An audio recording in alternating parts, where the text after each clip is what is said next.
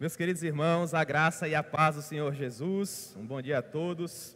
Vamos abrir nossas Bíblias no livro de Atos dos Apóstolos, no capítulo 2. E se o Senhor permitir, nós pensaremos um pouco hoje pela manhã acerca do evento Pentecostes e qual a sua importância para a igreja, tanto no princípio da sua caminhada, quanto nos dias atuais.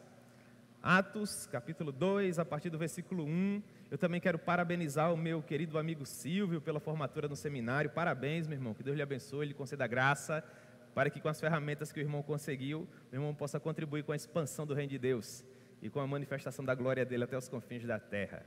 Em nome de Jesus, desembainha a espada do Espírito para pregar o Evangelho. Amém? Todos que nos acompanham pela internet, sejam bem-vindos. Espero que Deus também possa falar ao coração de cada um de vocês. Todos chegaram a Atos capítulo 2, a partir do versículo 1. O Senhor nos diz assim, através da pena de Lucas, o médico amado. Ao cumprir-se o dia de Pentecostes, estavam todos reunidos no mesmo lugar. De repente, veio do céu um som como de um vento impetuoso e encheu toda a casa onde estavam assentados. E apareceram distribuídas entre eles línguas como de fogo, e pousou uma sobre cada um deles. Todos ficaram cheios do Espírito Santo e passaram a falar em outras línguas, segundo o Espírito lhes concedia que falassem. Ora, estavam habitando em Jerusalém judeus, homens piedosos, vindos de todas as nações debaixo do céu. Quando, pois, se ouviu aquela voz, afluiu a multidão que se possuiu de perplexidade, porquanto cada um os ouvia falar na sua própria língua. Estavam, pois, atônitos e se admiravam, dizendo: Vejam, não são galileus todos esses que estão aí falando? Como nós podemos ouvi-los em nossa própria língua? Somos partos, medos, elamitas, mesopotâmios, judeus, capadócios, do Ponto e asiáticos, frígios, panfílios, egípcios, líbios, sirênios, romanos, judeus prosélitos, cretenses, arábios. Como os ouvimos falar em nossas próprias línguas as grandezas de Deus? Todos, atônitos e perplexos, interpelavam uns aos outros, se perguntando: o que isso significa? Outros, porém, simplesmente zombavam e diziam: na verdade, esses homens devem estar embriagados. Amém? Vamos orar? Senhor, nós amamos o Senhor com toda a força do nosso coração. Tenha misericórdia de nós e nos permita compreender esse breve excerto das Escrituras que nós acabamos de ler. Ser propício para todos nós e trata conosco de uma maneira simples e objetiva, no nome de Jesus. Amém. Meus irmãos, no capítulo anterior, no primeiro capítulo de Atos, nós estudamos o que preparou o que acabamos de ler, o evento Pentecostes. E no capítulo 1, o Senhor Jesus havia orientado os discípulos a permanecerem em Jerusalém, até que do alto eles fossem revestidos de poder, para que, por meio desse poder, eles angariassem melhores condições de pregar o Evangelho. Portanto, a promessa do Espírito Santo não apenas inaugura, ela também comissiona a igreja a fazer a vontade do Senhor sobre a face da terra. E nós devemos também levar em consideração que a promessa da presença do Espírito Santo no seio da igreja acompanhava a nossa tradição desde os idos do Antigo Testamento. Perceba, por exemplo, essa promessa por meio dos lábios do profeta Joel, que é considerado pelos nossos doutrinadores o profeta do Espírito Santo. Joel nos diz assim, capítulo 2, a partir do versículo 28. E acontecerá, depois desses dias, que derramarei o meu espírito sobre toda a carne. Vossos filhos e vossas filhas profetizarão, vossos velhos sonharão e vossos jovens terão visões. Até sobre os servos e sobre as servas derramarei o meu espírito naqueles dias. Portanto, não apenas os judeus, mas os prosélitos que acompanhavam o judaísmo, todos eles conheciam essa promessa muito bem. De modo que, à época do Novo Testamento, essas palavras foram reiteradas pelo próprio Senhor Jesus, quando por meio do Evangelho de João, ele nos afirma assim, capítulo 14, versículo 16. E eu rogarei ao Pai, e Ele vos dará outro Consolador, a fim de que esteja para sempre convosco, o Espírito da verdade, que o mundo não pode receber, porque não o vê, nem o conhece. Vós o conheceis, porque ele habita convosco e estará em vós. Portanto, o Espírito Santo é justamente a chancela de que, de fato, nós compreendemos a mensagem da cruz e fomos transportados do império das trevas para o reino do Filho do seu amor. É o testemunho interno do Espírito Santo que nos dá a certeza inafastável de que, efetivamente, nós marchamos a passos largos em direção a Jerusalém celestial. E também é o Espírito Santo que nos oferece as condições necessárias para que nós venhamos a servir na infantaria dos exércitos de Emanuel, porque sem o Espírito Santo nós não podemos absolutamente nada. Por isso Jesus havia sido taxativo por ocasião do final do Evangelho de Lucas. Vocês lembram? Lucas 24, 49. Sem o Espírito Santo não saiam de Jerusalém. Por que Jesus afirmava categoricamente assim? Porque após a sua ascensão aos céus, Jesus apareceu por cerca de 40 dias a pelo menos 10 grupos de pessoas para provar que a sua ressurreição era um fato histórico, real, palpável. Portanto, seria a coisa mais óbvia os corações daquelas pessoas estarem em chamas para proclamar a verdade da ressurreição. Eles estavam profundamente apaixonados e motivados e ávidos para iniciar a sua jornada.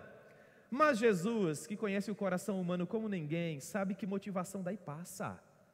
Quantos de nós não nos motivamos tanto quando abraçamos um projeto? E depois, naturalmente, enquanto seres humanos, essa paixão vai arrefecendo. E Jesus sabia disso muito bem. Assim como apoio, que ora temos e ora não temos. E reconhecimento, que ora temos e ora não temos. Portanto, convenhamos, é muito bom servir quando estamos apaixonados e bem motivados. É muito bom servir quando há apoio.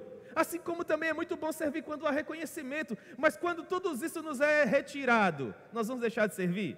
Mas é claro que não. É por isso que sem o Espírito Santo nós não podemos absolutamente nada. Porque sem motivação, mas com o Espírito você faz. Sem apoio, mas com o Espírito você faz. Sem reconhecimento humano, mas no poder do Espírito você pode fazer. Agora, tendo tudo isso, sem o Espírito Santo, você não pode absolutamente nada. Portanto, eis a ordem: sem o Espírito Santo, não saiam de Jerusalém. Contudo, dentro daquilo que os doutrinadores chamam de ponte sinergética, é um nome muito bonito, não é?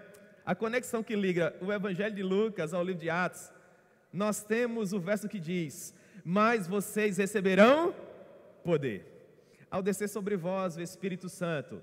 Então, nesse momento, vocês estarão aptos a testemunhar, não apenas em Jerusalém, mas em toda a Judeia, Samaria e finalmente até os confins da terra. Jesus reitera essa mesma restrição no princípio do Evangelho de Lucas. E comendo com eles, Atos 1, ou melhor, no princípio do livro de Atos.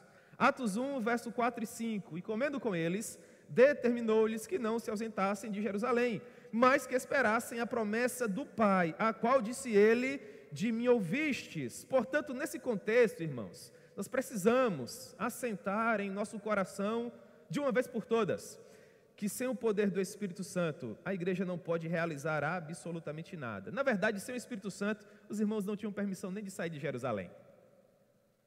Porque o poder do Espírito Santo é condição sem a qual a igreja fica inoperante, irrelevante e sem razão de ser. No entanto, uma vez investida desse poder, nada seria capaz de detê-la, porque no poder do Espírito Santo, todas as coisas são possíveis. E é esse o poder que Jesus nos promete em Atos 1:8, nos dizendo que Ele nos faria movimentar-se, sair da nossa zona de conforto para pregar o Evangelho, e nem mesmo qualquer resistência humana, ou mesmo as portas do inferno, poderiam prevalecer contra a igreja do Senhor, no poder do Santo Espírito.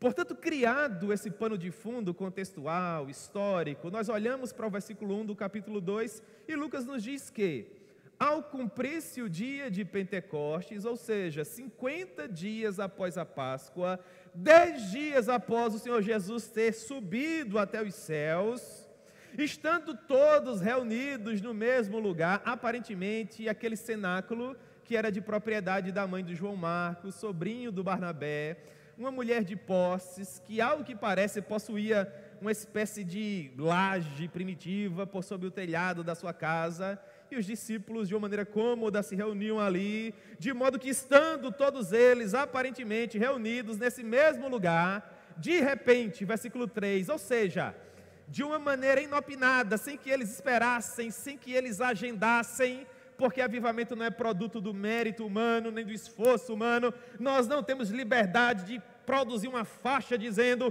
sexta-feira será o culto do milagre, o dia do avivamento, a realização das promessas. Nós não pautamos a agenda de Deus.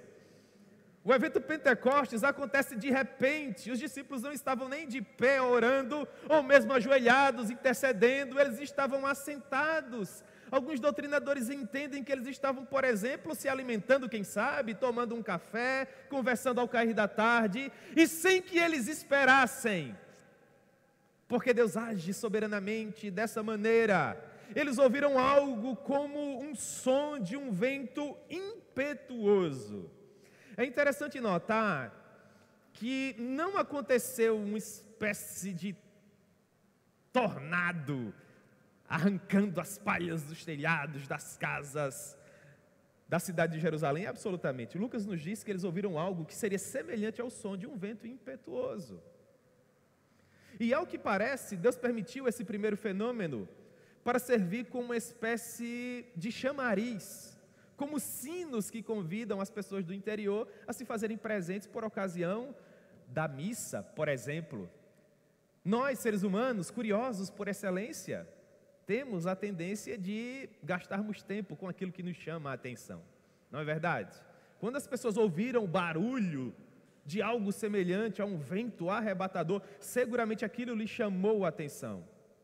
Isso exteriormente falando, contudo para aqueles que estavam dentro do cenáculo, não apenas esse fenômeno ocorreu, mas um outro, que também aponta como uma espécie de símbolo do Espírito Santo, a presença de chamas de fogo sobre a cabeça não apenas dos 12 discípulos, que eram mais íntimos do Senhor Jesus, mas sobre todos os 120 que são mencionados pouco antes, no contexto do capítulo 1.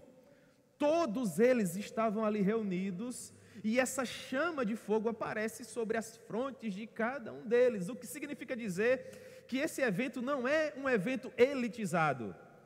Essas labaredas de fogo não apareceram sobre a cabeça dos discípulos que eram do círculo mais íntimo, Pedro, Tiago, João. Não apareceu apenas sobre os 12, mas apareceu sobre todos os demais. O que significa dizer que todo aquele que se dispõe a seguir a Jesus, tendo compreendido a mensagem da cruz, é um missionário em potencial, porque a missão precípua do Espírito é glorificar a pessoa bendita do Filho. É por isso que nós temos dons e talentos.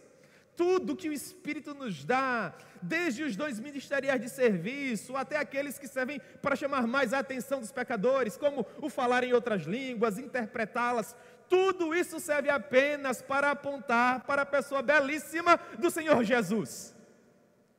Sinais que apontam para a verdade de que Ele é o Deus Todo-Poderoso. E junto com essas línguas de fogo, percebam, eles não falavam línguas de fogo. No nosso meio pentecostal, os irmãos costumam se referir a essas labaredas, associando essas labaredas com línguas de fogo e de anjos, Não, o símbolo exterior estava sobre a cabeça dos discípulos. E nesse momento, versículo 4, todos ficaram cheios do Espírito Santo e passaram a falar em outras línguas.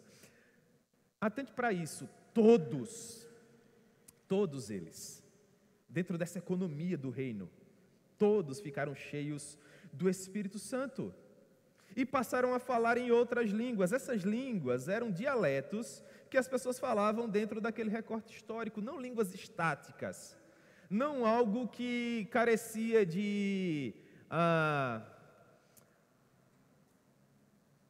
compreensão humana, mas dialetos falados pelas mais variadas etnias que viviam naquele momento. Não é à toa que no versículo 8, as pessoas que estavam em Jerusalém por ocasião da festa de Pentecostes e que foram atraídas pelo som daquilo que seria semelhante ao vento impetuoso, quando ouviam aqueles judeus falar acerca das grandezas de Deus por meio das línguas que os mais variados povos daquela época utilizavam, eles diziam assim: como sendo esses homens judeus, nós temos condições de ouvi-los falar em nossas línguas?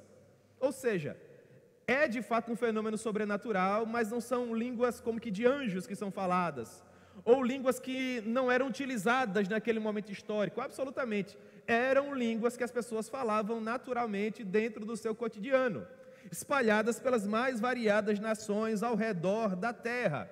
Seria, segundo os estudiosos do Antigo e Novo Testamento, uma espécie de antítese ao evento Babel.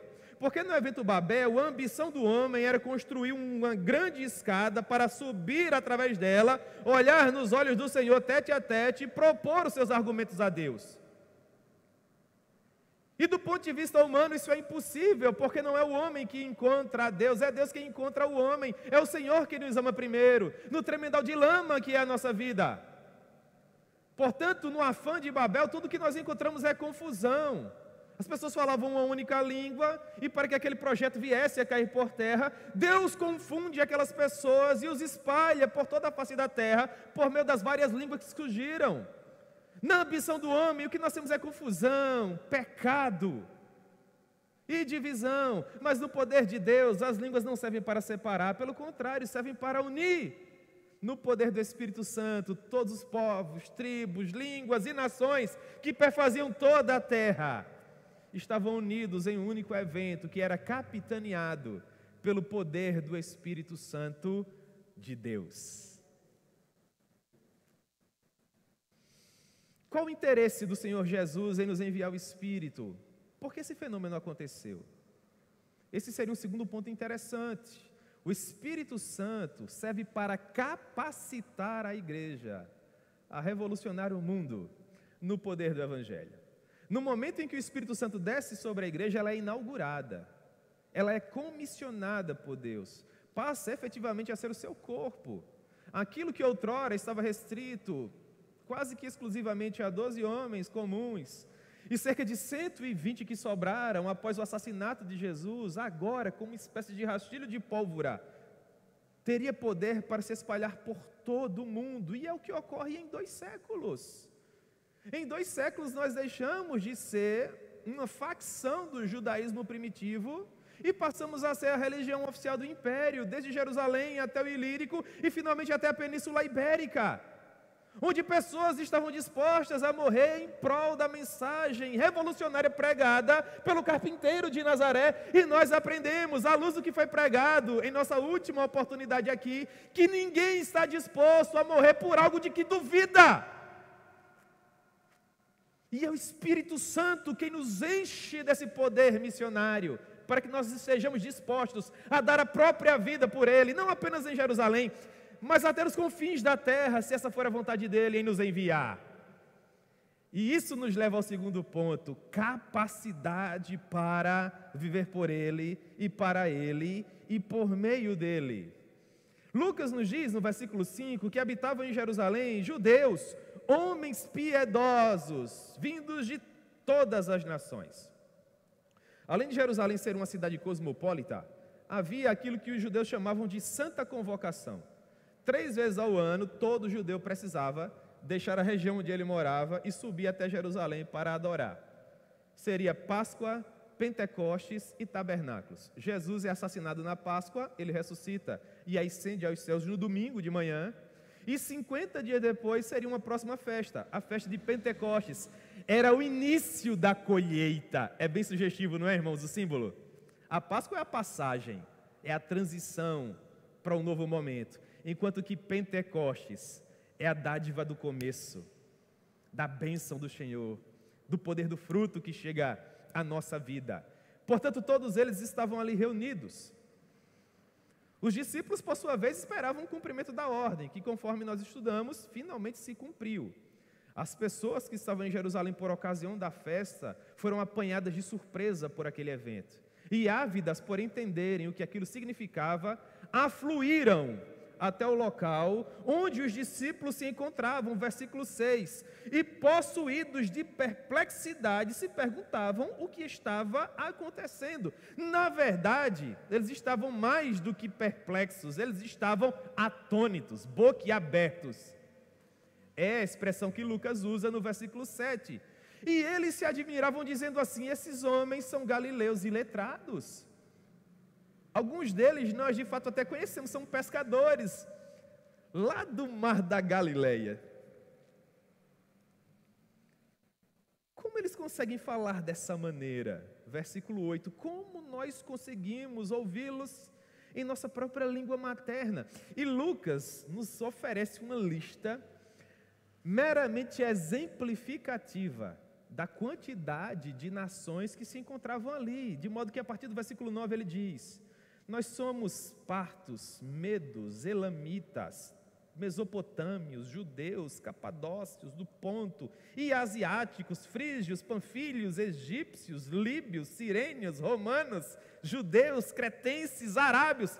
Se você pega o mapa mundi e vai analisando essas regiões aqui mencionadas por Lucas, você vai perceber que você vai caminhar por todo o mundo conhecido. A Parta, os partos, os médios e os elamitas seriam aquilo que seria toda aquela região da Arábia Saudita e Irã, indo até a Grande Ásia, margeando o Mar Negro. Depois nós temos os mesopotâmios, desde o Iraque, irmãos, até a Índia, e finalmente sirênios e romanos. Já estamos na Europa, deixamos o Extremo Oriente, atravessamos todo o Novo Mundo, Mediterrâneo e Adriático e chegamos a Roma. E cretenses, uma ilha que ficava no meio do Mediterrâneo, arábios. Como nós conseguimos ouvir todos esses homens falar as grandezas de Deus em nossa língua? Todos, atônitos e perplexos, interpelavam uns aos outros. O que isso significa? É interessante notar que o milagre nunca é um fim em si mesmo. Percebam, irmãos, nós estamos diante de um evento que, do ponto de vista sobrenatural, é o zênite da história do cristianismo. O derramar do Espírito Santo é o ponto alto daquilo que comissiona a igreja a pregar o Evangelho em todo o poder de Deus. Todas as histórias cristalinas, maravilhosas, que nós temos acesso por meio dessas grandes biografias missionárias que nos chegam à mão, encontram fonte, razão de ser nesse evento aqui. É aqui que a nossa história finalmente começa. Essa é a ordem que nos permite partir por todo mundo, pregando a toda criatura, e é deste momento que os sinais passarão a seguir aqueles que creem. Portanto, do ponto de vista espiritual, nós temos todos os elementos mais fantásticos aqui. Som de um vento impetuoso, labaredas de fogo sobre as frontes dos discípulos, o Espírito Santo concedendo que eles falassem línguas, as quais eles jamais tiveram a oportunidade, às vezes, de nem mesmo ouvir uma primeira vez. A coisa era espetacular, portanto, o poder deveria ser tão avassalador, a ponto de fazer aqueles miseráveis pecadores da multidão se renderem em fração de segundos ao senhorio de Cristo, dizendo: eu não suporto tanto poder, eu me rendo, eu quero esse Jesus para a minha vida. Mas não é isso que acontece. Mesmo com essa apoteose do Espírito Santo, as pessoas não compreendiam absolutamente nada. Se não houvesse exposição pública das Escrituras, elas iam voltar para casa com a sensação, respeitadas as devidas proporções, é só para você compreender, que teriam se tivessem assistido à demonstração de fogos de artifício. Foi bonito, foi lindo, foi exuberante, agora vamos voltar para casa porque amanhã a vida continua. Não é basicamente assim, irmãos? No dia 31 de janeiro, todo mundo está extasiado com a queima de fogos. No dia 31 de dezembro. Dia 1º de janeiro a gente vai pagar as contas, irmãos. Alguns até arrependidos porque gastaram demais na transição do dia 31 para o dia 1º, não é? Se o Evangelho não tivesse sido pregado, talvez nós nem soubéssemos que esse evento de fato havia acontecido com toda essa força e magnitude. Isso não acontece apenas no evento Pentecoste, mas em todos os milagres. Por exemplo, se o cego de nascença que fora curado por Jesus não tivesse ouvido o Evangelho, tudo que Jesus teria feito por ele seria permitir que ele caminhasse para o inferno sendo guiado pelos próprios olhos.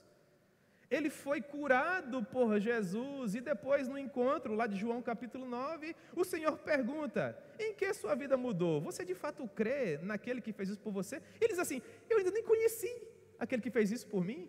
Quem é ele para que eu possa adorá-lo? E o homem tinha sido visitado poderosamente pelo Espírito Santo em seu poder de curar. Isso se estende a coxos, e a endemoniados, a grilhoados e a todos os demais que sofrem com todas as mazelas que são produto do pecado em nossas vidas. Mesmo tendo acesso a todo o poder do Espírito Santo que fora derramado e que nós acabamos de estudar, as pessoas estavam perplexas e atônitas. E alguns outros, mesmo tendo observado tudo isso, sendo mais céticos, diziam assim: na verdade, eles devem estar embriagados. Irmãos, convenhamos, barulho de vento como que de um furacão, labaredas de fogo sobre a cabeça das pessoas, e aparece alguém para dizer: isso aí é força da cachaça. Esse é o desvario do coração humano, o abismo que nos arrasta até as profundezas do inferno, irmãos. E nós achamos que somos os senhores do nosso destino, os capitães das nossas próprias almas. As pessoas compartilhavam isso com o interesse de provocar algumas risadas naqueles que ouviam, não conseguindo compreender que eles estavam numa situação desesperadora e que isso em nada afetava o coração de Deus, que os visitava por meio da sua graça. Enquanto alguns não entendiam e outros faziam chacota, havia um grupo seleto, agraciado por Deus, que experimentava a experiência mais poderosa das suas vidas, após o encontro que tiveram com o Senhor Jesus. E esse poder foi tão extraordinário ao tempo em que fora tão sublime, que aqueles que eram covardes se tornaram profundamente corajosos, e eu me refiro a Pedro. Porque quando Jesus anunciava a Via Crucis, Pedro, o intrépido galileu, com a espada na cintura, dizia para Jesus: eu estou disposto a ir contigo até as últimas consequências. E Jesus dizia para Pedro que ele não teria condições humanas de beber o cálice que Jesus estava preso a beber. E Pedro insistia: eis que eu estou disposto a ir contigo até a morte, se for o caso. E Jesus denunciava a fragilidade do coração de Pedro, porque Pedro, tinha muita motivação, ele era zeloso, ele era um homem apaixonado, ele só não tinha as ferramentas necessárias, ninguém tinha. E Jesus dizia para Pedro: Pedro, toda a tua motivação e paixão e zelo não suportarão a madrugada em que o galo vai cantar. Porque antes que o galo cante, tudo isso vai cair por terra, meu filho. Motivação dá e passa, coragem dá e passa, mas no poder do Espírito Santo todas as coisas são possíveis. Daí a pouco está lá Pedrão, irmão, chorando copiosamente após aquele olhar de Jesus. Vocês conseguem imaginar o poder daquele olhar? Quando pela terceira vez Pedro nega a Jesus, e o evangelista nos diz que naquele momento Jesus olhava fixamente para os olhos de Pedro, como se dissesse nas entrelinhas daquele olhar: você percebe, Pedro, que sem o Espírito Santo você não pode absolutamente nada? Mas no poder do Espírito Santo, o homem, que mesmo armado com espada, temeu a serva, a criada do sumo sacerdote, agora, perante todas as autoridades de Jerusalém, no pórtico de Salomão, ante uma multidão de no mínimo 3.000 pessoas, se levanta, versículo 14, e ele ergue a voz, e ele começa a expor publicamente tudo aquilo que estava acontecendo. E se você quer se tornar um bom pregador, você deve estudar meticulosamente esse sermão, porque é o primeiro pregado no poder do Espírito Santo, inaugurando a igreja. A métrica, a articulação de Pedro, irmãos, é qualquer coisa sensacional. Do verso 15 ao verso 21, ele reitera aquela poderosa promessa de Joel, ou seja, ele amarra o evento com as escrituras hebraicas que os judeus piedosos tanto amavam. Em segundo lugar, ele consegue provar que Jesus de fato era o Filho de Deus, através dos prodígios e dos milagres que acompanharam a vida e o ministério de Jesus, até que finalmente ele foi assassinado pelas principais autoridades de Israel, versos 22 e 23. E após falar da morte de Jesus, a sua morte expiatória, vicária, Pedro nos diz a maneira com que ele ressuscita, rompendo os grilhões da morte, cumprindo a profecia do Salmo 16. Isso dos versos 25 a 28. amarra com os salmos escritos por Davi, Salmo 110, falando acerca do que Davi havia dito, acerca daquele que não veria corrupção, mas que ressuscitaria através do seu próprio poder. E quando finalmente, na mente daqueles judeus piedosos, as coisas começaram a fazer sentido, porque todas as profecias do Antigo Testamento encontram solução em Jesus.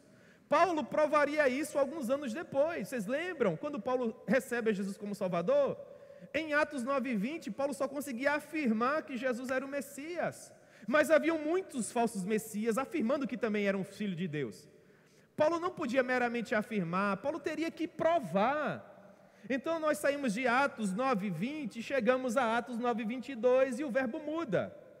De meramente afirmar em Atos 9:20, em Atos 9:22, agora Paulo consegue provar, demonstrar que Jesus é o Messias. E como ele consegue isso? Ele passa 3 anos nas regiões da Arábia, analisando todas as profecias messiânicas à disposição no Antigo Testamento, vendo se elas se cumpriam em Jesus. E todas elas encontram solução no Senhor Jesus. E Paulo, de posse dessa verdade inafastável, apaixonado como ele era, diz assim, que se qualquer pregador ou mesmo anjo de luz surgir com qualquer outra mensagem que esteja além ou aquém desta que ele havia de fato provado ser verdade, que nós, enquanto cristandade, viéssemos a considerar anátema. Porque esse é o poder do Evangelho. A mesma coisa acontece com esses homens aqui. Uma vez que Pedro prova, através das escrituras hebraicas, através do Antigo Testamento, que de fato Jesus era o Messias, e que aquelas pessoas haviam matado o Filho de Deus, vocês conseguem imaginar como isso é chocante? Um clima poderoso de arrebatamento espiritual tomou conta daquelas pessoas, e não há pregador humano que consiga isso, por mais que ele tenha estudado e o seu vocabulário seja elaborado, por mais que ele consiga caminhar com desenvoltura pelos corredores do saber humano, ninguém é tão poderoso a ponto de atingir juntas e ligaduras, apenas o Espírito Santo, com a espada afiada que ele possui. E quando Pedro termina aquela breve mensagem, dizendo que aquelas pessoas deviam estar absolutamente certas de que aquele Jesus que eles haviam crucificado era o Senhor e o Cristo, toda aquela multidão, ou pelo menos a infinita maioria, estava assim perplexa, estava assim atônita, não mais por meio das dúvidas, mas por causa das verdades que eles haviam acabado de ouvir. E a resposta deles, a mensagem de Pedro, irmãos, é qualquer coisa indescritível. Versículo 37, vamos encerrar agora.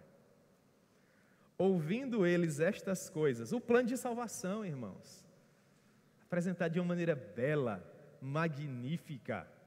Que pregador extraordinário o Espírito Santo produziu. O Martin Lloyd Jones olha para o sermão de Pedro e diz algo, irmãos, que eu corroboro. Isso é uma velha guarda, né?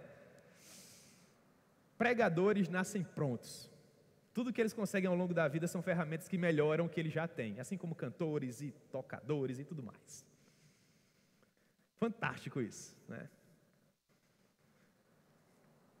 Ouvindo eles estas coisas, compungiu-se-lhes o coração e perguntaram a Pedro e aos demais apóstolos. A palavra compungir, que Lucas usa aqui, vem de um termo grego que significa ter o coração transfixado por uma estaca. Esse é o poder chocante do Evangelho. Eles estavam desesperados, sentindo uma dor excruciante, sem saber o que fazer com as suas almas eternas. E eles se aproximam de um colégio apostólico, à luz da pregação do Evangelho, e de uma maneira aflita pergunta: e quanto a nós, a esperança para nós, o que fazer com tudo isso que nós acabamos de ouvir? O poder desse Espírito é suficiente para nos escrever também uma nova história. E a resposta de Pedro é fenomenal. Ele diz: arrependei-vos e cada um de vós seja batizado em nome de Jesus Cristo para a remissão dos vossos pecados, e recebereis o dom do Espírito Santo. Em primeiro lugar, arrependam-se dos seus pecados, mudem de vida. Em segundo lugar, creiam no Senhor Jesus Cristo. Como Jesus era o ponto alto da mensagem cristocêntrica de Pedro, o fato dele citar apenas o Senhor Jesus não significa que ele desabona o Deus Pai e o Deus Espírito Santo, absolutamente. Pedro meramente faz uma aplicação com base na mensagem que ele tinha pregado. Se Jesus fora o assassinado, ele também deveria ser reconhecido como o Senhor, como Deus, tal qual o Pai e o Espírito. E por isso aquelas pessoas deveriam provar publicamente que agora acreditavam naquele que mataram. Que mensagem, irmãos! 50 dias depois, só o poder do Espírito Santo, sim ou não? Vocês sabem o que estava incluído nesse pacote, não é? Se mataram ao Todo-Poderoso, o que não poderiam fazer com os discípulos? Se fizeram aquilo com lenho verde, o que não fariam com lenho seco? Palavra de Jesus. Pedro estava propondo novidade de vida, que podia vir com morte. Vocês querem essa mensagem? Querem se associar com Ele? Com tudo que Ele tem a oferecer? Talvez morte física, mas seguramente vida eterna espiritual. E aquelas pessoas não tiveram dúvidas, mas é claro que sim.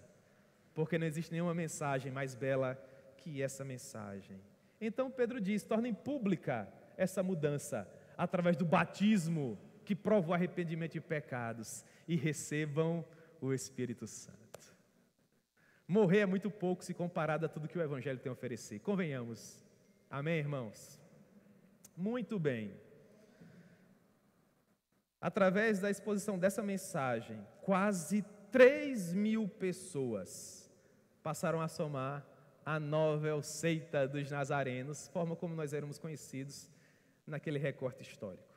Por fim, o que também me chama a atenção é o que Pedro nos diz no verso 39, de que a promessa que se cumpriu em Pentecostes, que alcançou aquelas 3.000 pessoas e mudou radicalmente as vidas delas, é a mesma promessa que está reservada não apenas a nós, 2.000 anos depois, mas aos nossos filhos e aos nossos netos e a todas as demais gerações que porventura ainda peregrinem sobre a face da terra, até finalmente o nosso Redentor voltar para finalmente nos buscar. Pois para vós outros é a promessa, para vossos filhos e para todos os que ainda estão longe, isto é, para quantos o Senhor nosso Deus chama. 3 aplicações para a compreensão do Espírito Santo. A primeira delas, a chegada do Espírito Santo é o marco que inaugura a igreja. Em segundo lugar, a presença do Espírito Santo é aquilo que nos comissiona a obra que o Senhor Jesus nos enviou a realizar. Ir por todo o mundo pregando o Evangelho a toda criatura. E em terceiro lugar, o poder do Espírito Santo é o que nos capacita a cumprir com excelência aquilo que o Senhor Jesus nos confiou. Meus irmãos, não se enganem. Nós festejamos aqui a formatura do nosso irmão Silvio, e só Deus sabe como isso enche de alegria o nosso coração. Mas nem todos os cursos do mundo, ou mesmo todos os livros, e bem assim todos os títulos honoríficos, nada disso, irmão, seria suficiente se o Espírito Santo não fosse conosco. É bem verdade que Deus usa trombetas de chifre de carneiro, mas se você puder se tornar uma trombeta de prata, e é o que Silvio está tentando se tornar, prefira isso. Contudo, desde os mais simples, dos mais humildes, às vezes aqueles que não tiveram a oportunidade de se preparar, as trombetas de chifre de carneiro, até aqueles mais elaborados, os que caminham com desenvoltura pelos corredores do saber teológico humano, as trombetas de prata, cada um desses, e todos eles, apenas são o que são, por causa do Deus Espírito Santo. O conselho que eu dou para vocês é: clamem por essa presença, clamem por esse poder, busquem ser essas bainhas bem preparadas para a espada do Espírito, e Deus seguramente haverá de se utilizar de vocês para cumprir a obra dele com poder e muita excelência por sobre a face da terra. Amém?